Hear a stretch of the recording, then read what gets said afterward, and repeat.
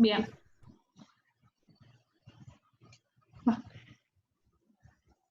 Bien, entonces habíamos dicho las complicaciones intraoperatorias, ¿sí?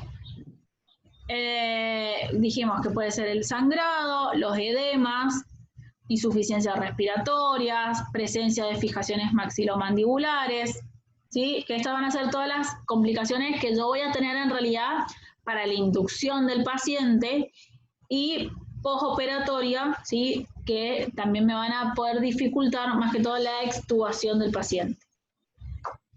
La mayoría de las veces, lo ideal es no extubarlo al paciente, ¿sí? Pero eso se va a ir evaluando dependiendo de cómo haya sido la cirugía, qué magnitud tuvo, qué tanto fue lo que se tuvo que hacer y el estado hemodinámico del paciente, ¿sí? Entonces, en base a eso se evalúa la extubación o no, pero si no, lo ideal es no extubarlo, ir haciéndolo progresivamente por este tema más que todo de los edemas y la inflamación que tiene la vía aérea.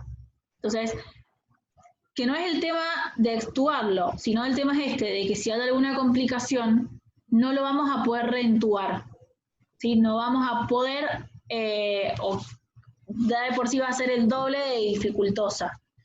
Entonces, por este tema de, no tanto el extubarlo, sino de que yo no lo voy a poder volver a intubar, se prefiere la que pase a terapia intubado y se vaya sacando progresivamente. También obviamente se evalúa este tema del dolor, ¿sí? Que si el paciente se ha hecho demasiado, si la cirugía ha sido demasiado grande, el dolor va a ser poco tolerable por el paciente. Entonces, para evitar esto, también se lo manda intubado. La preanestesia. La medicación preanestésica se va a hacer igual, ¿sí? Que cualquier otra cirugía. Vamos a focalizar mucho bien en lo que es todo lo que son los protectores gástricos, los antieméticos, todo el tema así de los corticoides, los antihistamínicos. Entonces, la premedicación va a ser exactamente igual. Sí, vamos a, como les digo, incorporar o tener bastante más, en este caso de cirugías, los sedantes, como el midazolam, porque el paciente ya viene muy adolorido, viene incómodo, puede venir con una insuficiencia respiratoria, digamos. El estrés que va a subir que el paciente es bastante grande, entonces lo ideal es sedarlo también antemano.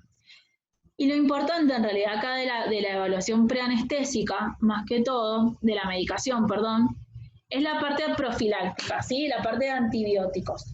Es importante hacer una profilaxis antibiótica antes, ¿sí? En este caso, antes de las incisiones quirúrgicas, por lo menos 30 a 40 minutos antes, que a nosotros en realidad ese tiempo lo vamos a tener porque la inducción va a ser larga, ¿sí? Va a llevar su tiempo el preparado, colocar las vías. Entonces, una vez que le colocamos las vías y lo preoxigenamos, preparamos, corroboramos de que tengamos el fibro, que funcione, tengamos todo, digamos, todo para la intubación, que va a ser una intubación dificultosa, automáticamente le administramos el antibiótico. ¿Por qué? Porque cuando nosotros hacemos una intubación nasotraqueal, obviamente todo lo que es de por sí la boca y la nariz tiene muchas bacterias. Y como eso todo está comunicado, ¿sí? Muy a la parte de, cerebral, lo que podemos hacer es producir una meningitis, ¿sí? O el tema de las endocarditis, ¿sí? Si esa bacteremia va hacia el corazón, porque obviamente va a ingresar al sistema vascular, vamos a generar una endocarditis, y si va hacia la parte cerebral, vamos a generar, como les digo, una meningitis. Sí, se me fue la palabra. ¿Sí? Entonces es importante el tema de esto, ¿sí? De la profilaxis antibiótica. No necesitamos antibióticos muy específicos, con las cefalsporinas, de primera generación es suficiente, ¿sí? Pero como les digo, sí es necesario la profilaxis antibiótica con anticipación. Igual por lo general ellos vienen ya con una profilaxis antibiótica desde la sala. Lo que pasa es que nosotros la tenemos que reforzar porque obviamente ahí con más razón van a abrir, va a sangrar, va a estar más en contacto toda esa zona que ya de por sí tiene gérmenes, ¿sí? Fíjense que la boca es lo más sucio que hay. Entonces, es evitar esto, ¿sí? Que toda esta carga bacteriana que ya está en la flora normal vaya al torrente sanguíneo y genere una endocarditis o no me va a volver a salir una meningitis. Meningitis. Sí, anota, mira, hay meningitis, ya estoy colapsada. ¿Sí? Entonces, dentro de la evaluación de la medicación preanestésica, lo mismo, no varía mucho, ¿sí? La misma de siempre, solo focalizar en este punto. Bien, evaluación de la vía aérea, ¿sí? Cuando se hace la evaluación de la vía aérea, que dijimos que era muy importante antes de la anestesia, ¿sí? Que el paciente, el anestesiólogo vaya, hable con el cirujano, lo hablen entre los dos, es ver esto. La posibilidad de abrir la boca, ¿sí? Apertura bucal. Algunas malformaciones incluyen la aquilosis, como dijimos, de la articulación, que no puedan abrir la boca, o bien los espasmos musculares, dolores. La apertura preferentemente tiene que ser, como dijimos, una apertura normal de 4 centímetros. Esto lo que nos va a indicar es que si no tiene una buena apertura bucal, vamos a tener que sí o sí hacer vamos a tener que tener un fibro para tener una mejor visualización de la anatomía, porque obviamente las intubaciones nasotraqueales son a ciegas. Entonces, lo ideal es esto, aunque sea por la boca, ingresar el fibro para tener la imagen anatómica y después por la nariz colocar el tubo. Distancia tiromentoniana, ¿sí? Está relacionada directamente con el tamaño de la mandíbula y la distancia de la laringe, ¿sí? Si es una laringe anterior, no vamos a poder hacer una laringoscopía convencional. Porque, a ver, chicos, ¿cuál es el tema? Indistintamente que sea una intubación nasotraqueal, hay que colocar el laringo en algún momento. Por eso les digo que hay anestesiólogos que se arriesgan, ¿sí?, a no hacer la laringoscopia y solo guiarse por la anatomía y los reparos, pero si no, la maniobra ideal es, se coloca, ¿sí?, el tubo por la nariz, previamente colocado una solución, sí que puede ser un gel o lidocaína para ayudar a la movilidad.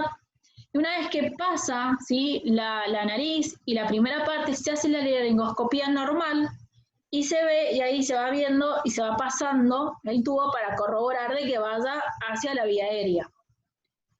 Entonces, de por sí la laringoscopía se va a hacer. Movilidad del cuello, ¿sí? Esto limita el ángulo, se está limitado si el ángulo es menor de 90 grados. También entre la superficie dental maxilar y el cuello se completa la extensión. Algunas malformaciones presentan anomalías agregadas en la columna cervical, ¿sí? La circunferencia del cuello es un indicador de obstrucciones o de apneas del sueño, ¿sí? Entonces eso también dificulta el tema de la intubación. Esto dentro de lo que es la evaluación de la vía aérea son los predictores que más vamos a considerar para este tipo de cirugías, ¿sí? La intubación nasotraqueal es más compleja que la orotraqueal, sin embargo, es más tolerada que los pacientes, es más tolerada en los pacientes, ¿sí? Si tienen que estar despiertos. ¿Por qué es esto? Porque a veces también, dependiendo de la complejidad de la cirugía, lo que se hace es una intubación vigil. es decir, con el paciente despierto. Entonces, eso obviamente lleva más tiempo, por eso les digo que este tipo de inducción es lenta, tiene que ser lenta, por eso no lo podemos hacer como inducción de secuencia rápida. Entonces, si se hace una anestesia vigil, es decir, que el paciente está despierto y tiene que ir tragando para que el tubo pase. Entonces ahí nos aseguramos, ¿sí?, de que vaya a la vía aérea y no a la vía digestiva. Obviamente, si yo lo paso directamente por la boca, tengo todos los receptores, ¿sí?, que me producen la sensación de náusea. Por eso, cuando yo lo paso por la nariz, evito todo o disminuyen estos receptores, por eso es más tolerable que la vía directamente por la vía oral. ¿Vamos bien?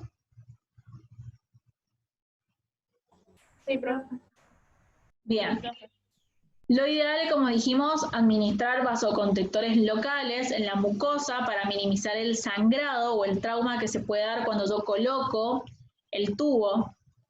Hay que tener cuando hacemos una intubación nasotraqueal, siempre hay que tener tubos de repuestos, ¿sí?, del mismo número y de tubos diferentes. De por sí, el tubo en la nariz va un tubo menor del que iría por la boca, ¿sí? Tiene que ir un calibre menor por el diámetro. Entonces, si yo por vía oral le pondría, no sé, un 8, por vía nasal vamos a tener que pasarle un 7,5, ¿sí? Eso a tener en consideración. Los tubos espiralados tienen mayor diámetro externo que los tubos rígidos, ¿sí? Entonces hay que ver de tener un 7, porque tienen mayor diámetro por el tema de los anillos. Diámetro externo, no interno, ¿sí? El interno es el mismo, lo que va a modificar es el diámetro externo. Entonces, esto de tener tubos más chicos, porque obviamente la vía nasal, el calibre no me permite tener el mismo tubo que por vía oral. Y lo otro, ¿por qué les digo? Porque cuando atravesamos, ¿sí?, el balón tiene que estar pero totalmente desinflado, pegado lo más posible al tubo. ¿Por qué? Porque cuando atraviesa los cornetes, como los cornetes tienen filo, pueden pinchar el tubo, ¿sí? Entonces, por eso es importante que cuando se haga la intubación, automáticamente insuflar el balón y corroborar de que no esté pinchado, ¿sí?, que no fugue. Si en caso de que esté pinchado, hay que cambiarlo. Para eso vamos a tener la guía de Eichmann, siempre a mano, que no solo nos sirve para intubación dificultosa, sino que nos sirve como intercambiador de tubo, ¿sí? Porque yo introduzco la guía de Eichmann por el tubo que está pinchado, ¿sí?, saco el tubo y puedo volver a poner el otro, y ahí es mucho más fácil, ¿sí?, porque eso me sirve de intercambiador de tubo. Entonces, la guía de Eichmann ya de entrada tiene que estar porque es una intubación dificultosa, pero también nos va a servir como intercambiador de tubo, ¿sí?, en caso de que se pinche cuando pasa por los cornetes. Y obviamente es lubricar el tubo, que les digo que se puede lubricar con gel, lo ideal es con lidocaína en gel, ¿sí?, que me produzca este efecto anestésico en la nariz para disminuir la sensación y la irritación, ¿sí? Y de paso, un vasoconstrictor para evitar que si se lesiona algún vasito de la nariz, sangre y pierda la visualización cuando estoy haciendo la intubación. Bien, se hace como cuando ingresa el tubo por la nariz, se hace como movimientos suaves y se hace como girándolo, ¿sí? No se gira el tubo, pero sí se hace como con un movimiento de zigzagueo, cosa de que vaya entrando en base a la anatomía y no lo fuerce, ¿sí?, para no lesionar, ¿sí?, por esto mismo de el sangrado. En caso de hemorragias importantes, lo que se puede hacer es, si yo más o menos tengo el tubo, más o menos a la altura de la garganta, lo que voy a hacer es inflar el balón y eso me va a servir de tapón, ¿sí? No lo voy a tener, obviamente, en la vía aérea, pero lo voy a tener en la vía nasal. Entonces, la sangre va a tender a salir por la nariz, pero no se va a ir a la garganta, ¿sí? Entonces, retiro un poco el tubo, si no alcancé a hacer toda la intubación, inflo el balón y eso me sirve como tapón de la vía nasal, cosa de que el sangrado salga por la nariz y no por la garganta. ¿Vamos bien ahí? ¿Entienden eso? ¿Sí? Bien, acuérdense que ya lo tengo atravesado por la nariz. Tiene que sí o sí pasar por la parte posterior de la garganta.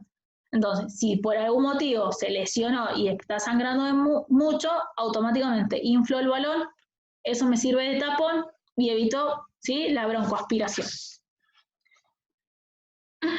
La fijación debe hacerse, como le dije, en el septum de la nariz, ¿sí? Acá el septum es esto, perdón, la conexión que hay entre las dos narinas, ¿sí? Se hace a través de un punto. Y después, obviamente, todos los circuitos y el tubo van hacia la frente. El tema de las hemorragias intraoperatorias. Profe, Sí. ¿puede volver la diapositiva anterior? Sí, ahí está. A ver. ¿Esa? Sí, esa. Ya está. Gracias. Igual se las voy a pasar el Power. Si es por sacarle alguna foto o algo, yo ya ahí se las paso. Ah, bueno, bueno. Igual les he pasado todos los Power. Por lo menos en el grupo están los últimos 2 Power. Sí, a mí se me ha borrado todo el cel, así que por eso los copio. Ah, bueno, ahí te los vuelvo a reenviar, no hay drama. Bueno, gracias. Pero yo, como te digo, las 2 clases que hemos tenido anteriores, le he pasado los Power al grupo. Bien, todo lo que es la hemorragia intraoperatoria. El sangrado, ¿sí?, es causado por los grandes vasos, ¿sí?, palatinos, que van a irrigar la cara, ¿sí?, que está dado por las arterias esfenopalatina y la arteria palatina descendente, el plexo pterogoideo, la arteria maxilar interna, ¿sí?, con sus ramas colaterales en la mandíbula superior, las arterias maxilares y sus ramas, ¿sí?, la palatina descendente, son más vulnerables de lesiones durante la disyunción, ¿sí?, sobre la incisión y la apertura. En el caso de la mandíbula, ¿sí?, el sangrado proviene de las arterias alveolares y de la arteria facial y sus ramas. Entonces, fíjense que tienen muchas arterias con mucha irrigación en lo que es la boca. Entonces, cuando van a hacer las incisiones, todos estos vasos obviamente se lesionan. Entonces, el sangrado es mucho, ¿sí? Por eso también son cirugías que pueden llegar a recibir o requerir, transfusión. Entonces, por eso en este caso, como les decía, manejamos la anestesia con una hipotensión controlada, ¿sí? Al haber hipotensión, todo lo que son las periferias, eso implica la cara, disminuye. Entonces, por lo consiguiente, disminuye el sangrado. Bien. Bien, 3 beneficios, ¿sí?, que nosotros vamos a manejar de estas anestesias hipotensivas, que es la que le decía, es, como dijimos, la reducción de la pérdida de sangre, porque toda la periferia se vasocontrae. Mayor visibilización en el campo quirúrgico, que eso lo que hace es aumenta la posibilidad de que el cirujano opere rápido, ¿sí? Entonces disminuye los tiempos quirúrgicos y disminuye la posibilidad de lesiones por mala visualización, ¿sí?, que se lesionen otras estructuras. Y bueno, como dijimos, la reducción del tiempo. Esta técnica anestésica, como les decía, que había que ver el tema de la evaluación preanestésica, no está libre de riesgo, ¿sí? Por eso es importante que se evalúe la edad del paciente, el ASA, ¿sí? ¿Por qué? Porque obviamente si yo restringo o si yo genero una hipotensión, los órganos vitales también se van a ver restringidos, ¿sí?, de circulación, como son el cerebro, los riñones, el hígado, el corazón, ¿sí? Son los órganos más vulnerables de isquemia cuando el flujo sanguíneo se reduce, Pero bueno, como en realidad vamos a tener siempre una presión media entre 50 y 60 milímetros de mercurio, que es lo normal, en realidad estos órganos no van a tener grandes alteraciones, ¿sí? Bien, ahora que estoy de paso con mis apuntes.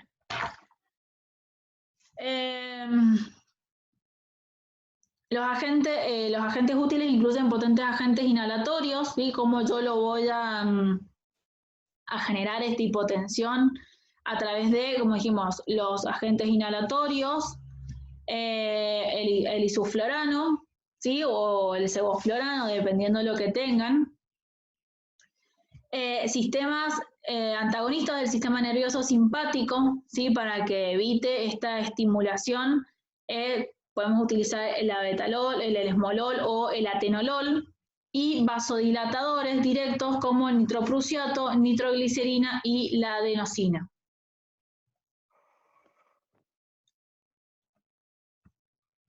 Se sugiere monitorizar el tema de la monitorización. Como vamos a manejar una anestesia hipotensiva, lo ideal es obviamente tener un control exhaustivo de la presión.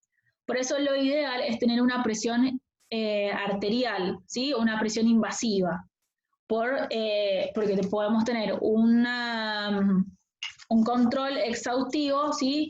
Segundo a segundo, de cómo está el sistema hemodinámico del paciente. A su vez, esta muestra arterial, ¿sí? Que está dada por un catéter, ¿sí? Se le pone, como les dije, una boca en una arteria, ¿sí? Y eso lleva un set que me va a medir la presión, pero por ese set, ¿sí? Por esa conexión, yo puedo a su vez sacar muestra arterial y evaluar la gasometría, ¿sí? El estado ácido-base del paciente. Como les digo, son cirugías donde la ventilación va a estar modificada, donde si yo no tengo, una buena manejo de la mesa de anestesia, o como van a estar trabajando en la cara, pueden haber fugas, ¿sí? De la ventilación, entonces puede aumentar la concentración de dióxido de carbono, llevando a una acidosis. Entonces, bueno, está bueno siempre controlar el tema de el estado ácido-base del paciente. El monitoreo electrocardiográfico, ¿sí? Lo tenemos que evaluar siempre, porque también, como les digo, ver este tema de que esta bacteremia no vaya hacia el corazón, generando una alteración en el miocardio, ¿sí? Donde lo podemos nosotros graficar o visualizar en el ritmo o en los segmentos ST. También que si de repente hay un sangrado excesivo, ¿sí? Porque obviamente, si yo tengo una mala perfusión, puedo llevarlo a que el paciente tenga un paro. Entonces, evitar siempre, mejor dicho, no evitar, no, siempre tener el control del corazón. La capnografía nos va a ayudar a evitar la hiperventilación, ¿sí? Y la hipocapnia. La oximetría de pulso, como les dije, desde un principio. La temperatura corporal, nosotros lo que le vamos a agregar son los termómetros, acuérdense que son termómetros invasivos, por lo consiguiente también van en la nariz, ¿sí? Entonces, como yo de por sí en la cara voy a tener muchas cosas, tengo el tubo, tengo la sonda y tengo el termómetro, ¿sí? Eso bien fijado, bien protegido, porque va a estar dentro de lo que es el campo quirúrgico y yo después no lo voy a poder modificar. Entonces, eso tiene que ir bien fijado para que no se salga. Pero la temperatura la tenemos que monitorizar. Y como les digo, se hace a través de modo invasivo, ¿sí? Que se coloca por dentro de la nariz el termómetro y tengo una medición esofágica. Y obviamente se le coloca una sonda al paciente para medir la diuresis. Bien, esto es lo que les decía con relación a la fijación. ¿Ven? Se colocan los brackets, ¿sí? Y después entre bracket y bracket tengo un alambre que me va a sellar la boca. Y fíjense que no son como los brackets normales que ustedes tienen cuando se ponen la ortodoncia, ¿sí? Estos son como más grandes.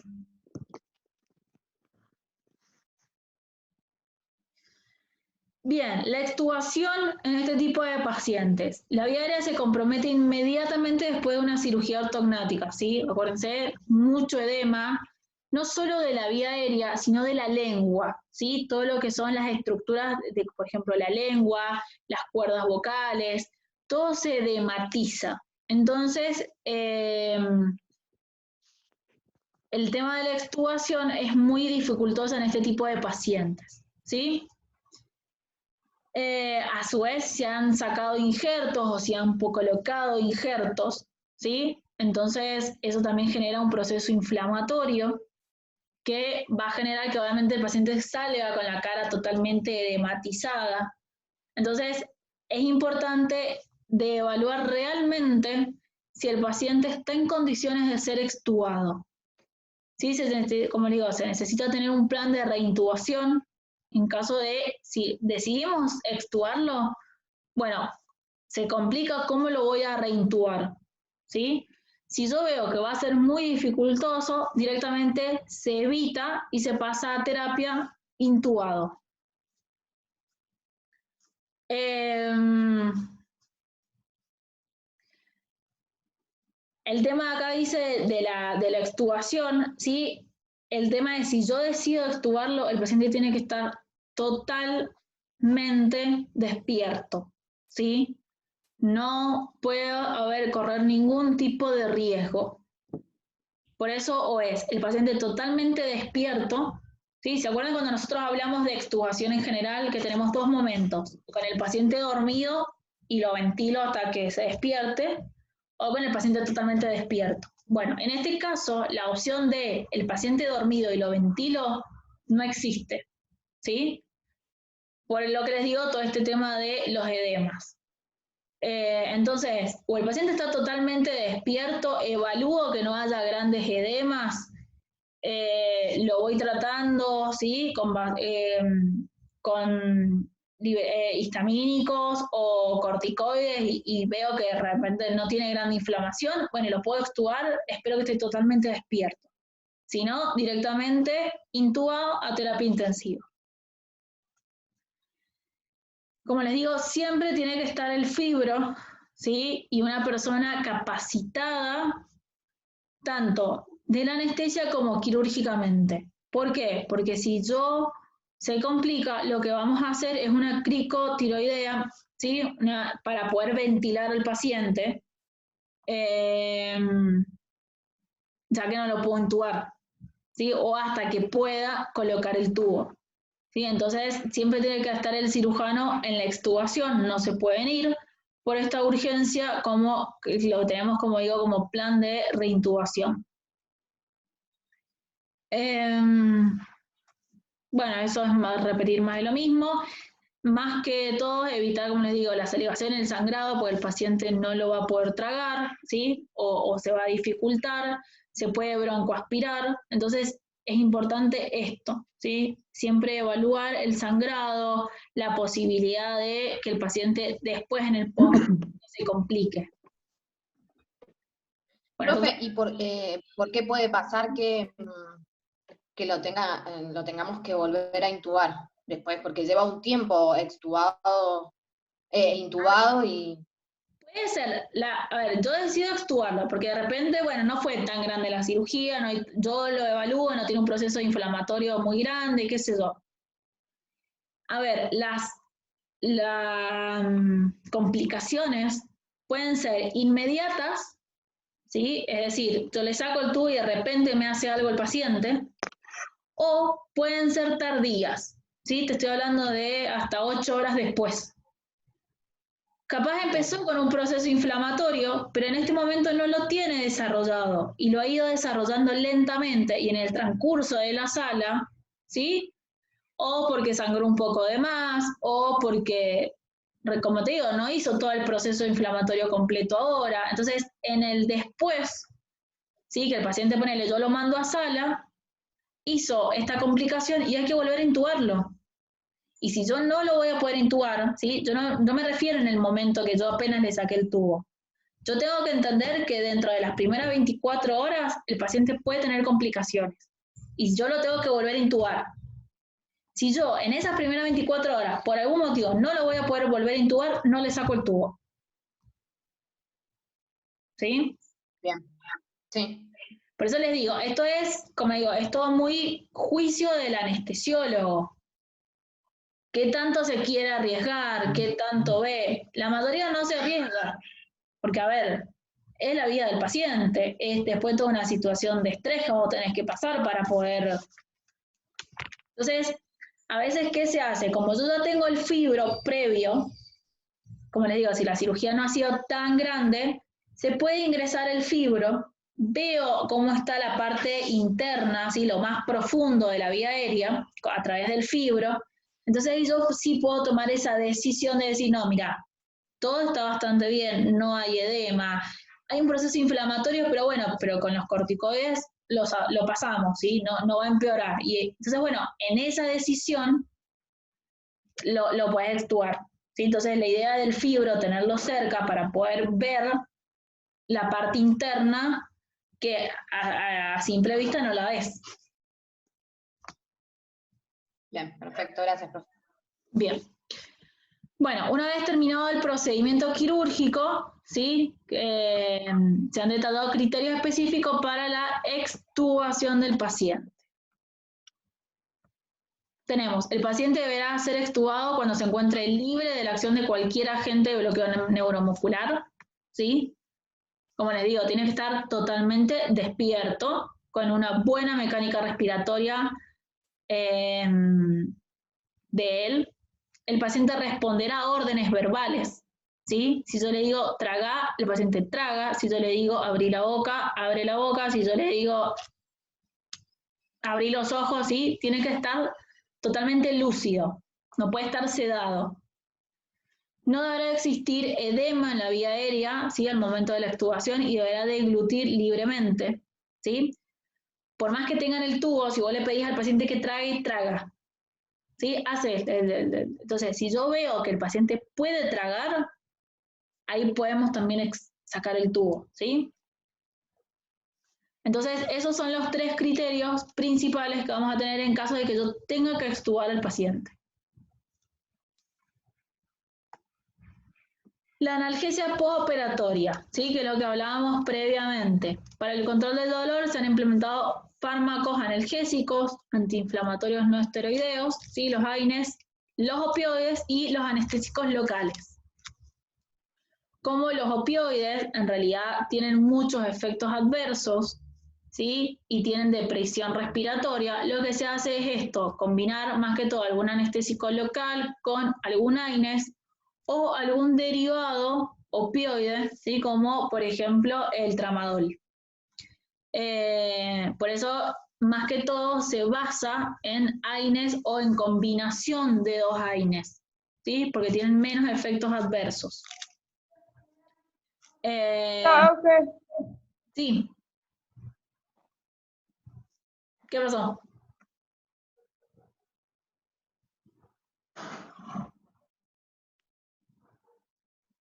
Luciana, ¿hablaste vos? No, profe, perdón. Pensé que tenían alguna duda. Bien, ¿sí? Entonces, al tener menos efectos adversos, la idea es esto, hacer una combinación de AINES con algún anestésico local o entre 2 o 3 AINES, ¿sí? Podemos utilizar, por ejemplo, diclofenac con dipirona, ¿sí? Es una buena combinación analgésica, ¿sí? La dipirona se utiliza muchísimo. Que también lo podemos complementar con tramadol. Entonces ahí tenemos 3 agentes relativamente potentes que no me van a generar una depresión respiratoria, porque el tramadol no genera depresión respiratoria. El tramadol es más potente que los AINES. Entonces, tengo esto de que el paciente no le va a doler, no va a tener tantas náuseas y vómitos, y tampoco voy a generar esta irritación, ¿sí? En la vía digestiva, por tanta suministración de AINES. Sí, obviamente va todo endovenoso, pero bueno, en algún momento el paciente va a empezar a tomarlo vía oral. Complicaciones anestésicas.